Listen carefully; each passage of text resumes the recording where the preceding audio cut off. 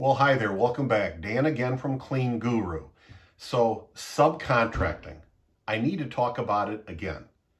It's not that I'm against subcontracting completely.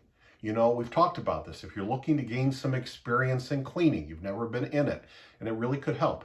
If you're looking to do some cleaning and maybe get some recommendations or referrals because you do a nice job, I can understand having some subcontracting if you need to.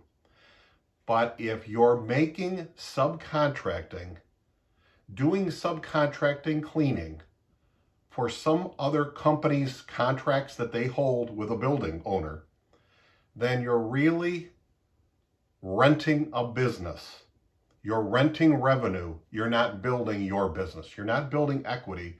You're renting revenue because you don't hold the contract. You don't have that contractual relationship with the building owner. You can't control the price. You can't control the terms that you could be let go. You know, that you could be dismissed from your position of being a subcontractor. You don't control an awful lot. Is it the worst thing ever? No. But like so many things, it's important how you use it, how much you use it. So again, we've talked about maybe 20-25%.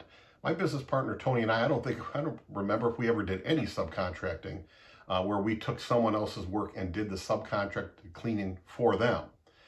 That doesn't mean it was right or wrong. You may want to do some, but if it becomes most of what you're doing, the foundation of your work is doing cleaning for some other cleaning business, some prime contractor, with contracts that they have with the customer, then you're really not building equity. You're really renting revenue. It's something to think about. Till next time, remember, you can do this.